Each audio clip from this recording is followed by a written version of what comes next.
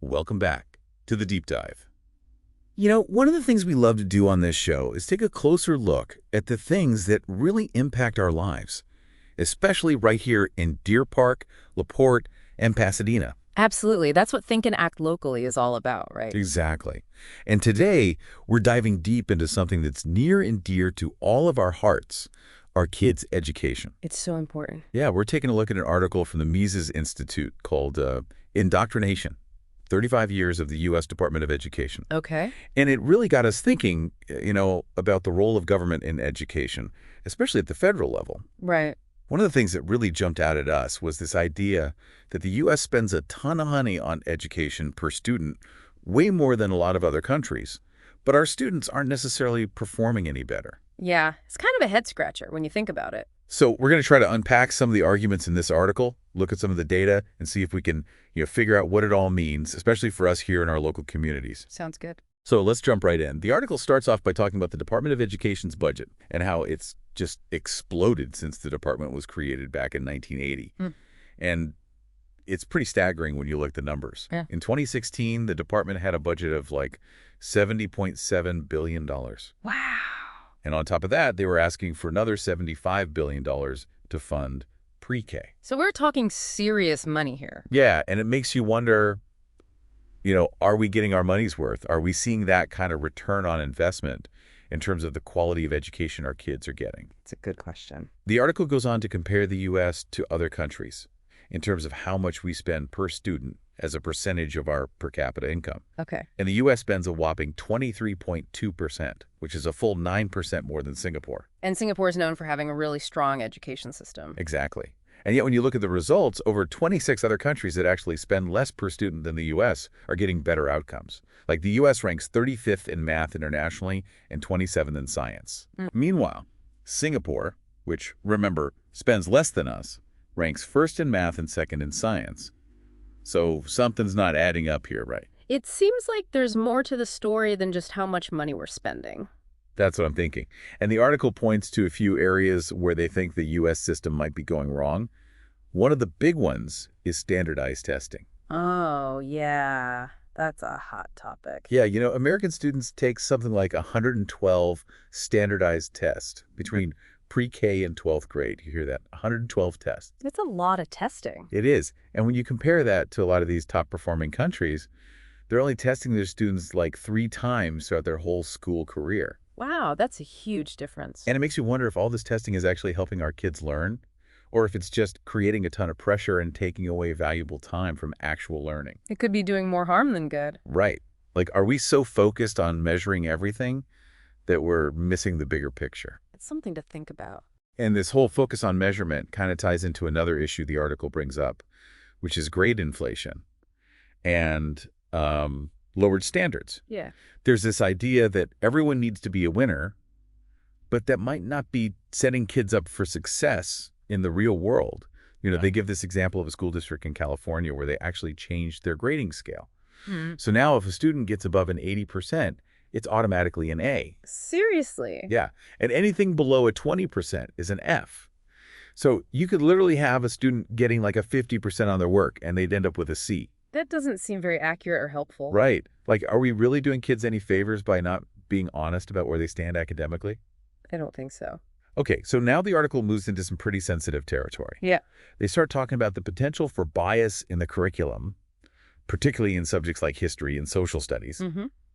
They seem to be concerned about a perceived left-leaning bias in the way these subjects are being taught. And they point to a few examples, like they talk about revisionist history textbooks that might downplay certain historical events or figures, and they even bring up the omission of the Constitution from national standards. Wow.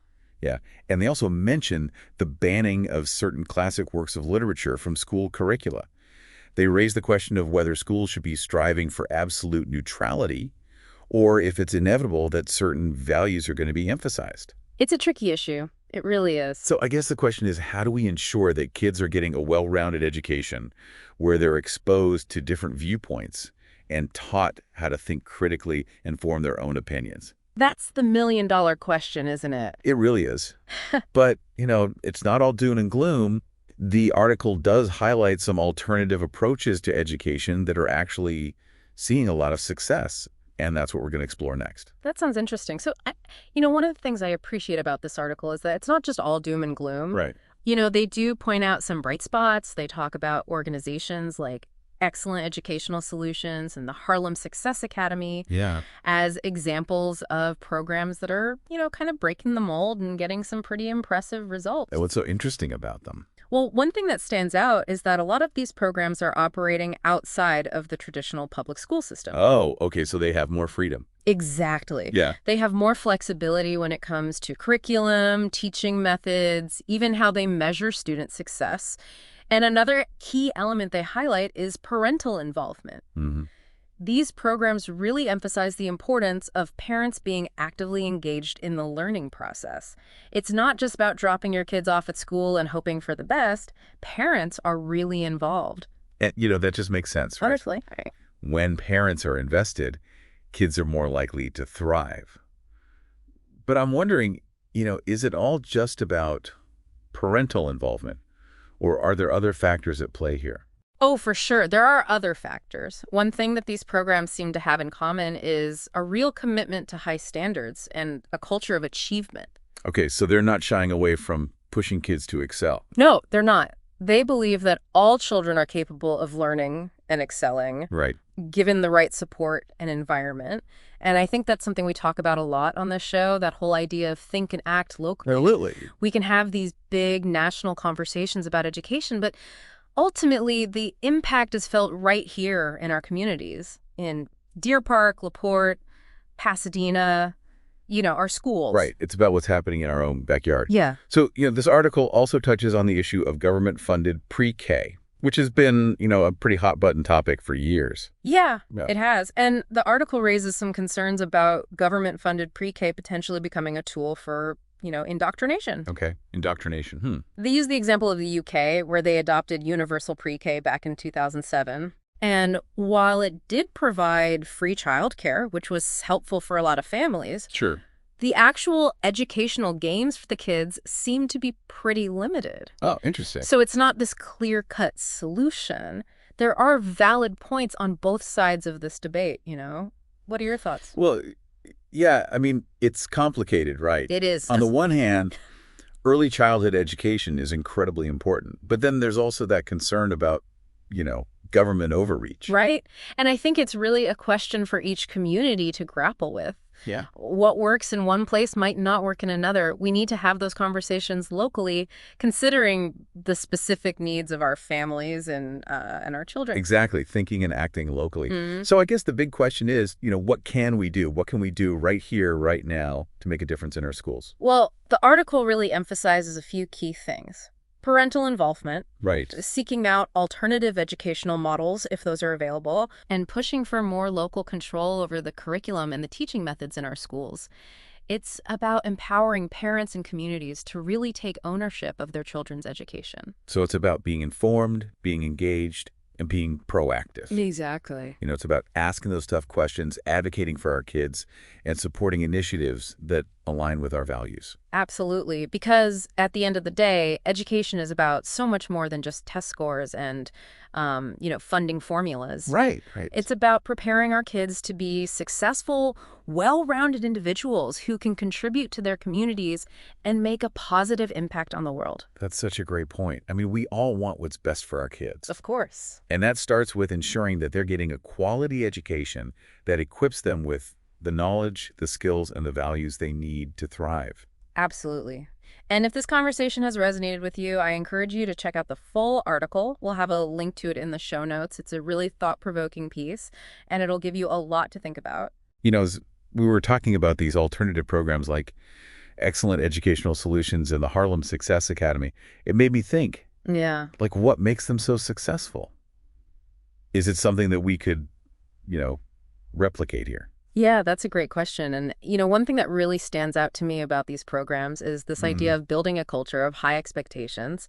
They don't just, set the bar high. They really provide the support and the resources to help those students reach it. It's about, believing in every child's potential and then creating that environment where that potential can flourish. Right. And it makes you wonder if maybe sometimes traditional public schools get a little, bogged down in the bureaucracy and that one-size-fits-all mentality. Maybe there's just not enough room for that kind of individualized approach. You know what I mean? Yeah, and I think that's a really valid point. These alternative programs often have more autonomy. They can kind of tailor their curriculum and their teaching methods to the specific needs of their students, be a little more nimble and responsive to, what's working and what's not. So what can we learn from that? Even if, our kids aren't in these specific programs, is there something that we can kind of glean from their success and apply to our own local schools? Absolutely. I think, it starts with us parents and community members being informed, being engaged, really knowing what's happening in our schools, asking those questions and advocating for the changes that we want to see. It's about, pushing for more flexibility, more innovation, more personalized learning experiences for our kids. And maybe even shifting our mindset a little bit. Oh, yeah. Instead of just kind of accepting the status quo, we need to really believe that our kids are capable of achieving great things. Yes. And then, work to create those conditions that allow them to thrive. Couldn't agree more. It's about fostering that culture of high expectations, not just in our schools, but in our homes, in our communities as well. Wow, this whole deep dive has been really eye-opening for me. I mean, it's really made me think about education in a completely different way. Yeah. And it's definitely given me some things to think about as, we consider our own schools here in Deer Park, LaPorte, Pasadena. Well, I think that's the power of these conversations, right? We're not just passively absorbing information, we're actively engaging with these ideas and figuring out how they apply to our lives, to our communities. That's what Think and Act Locally is all about. Exactly. And if you're looking for a way to, act locally and make a difference right here in our community, one way to do that is to support our show. Your donations help us keep these conversations going and empower residents of Deer Park, LaPorte, and Pasadena to, really improve their lives. You can find a link to donate in the show notes. Thanks for joining us on The Deep Dive. Until next time, keep thinking, keep acting, and keep making our community a better place for all.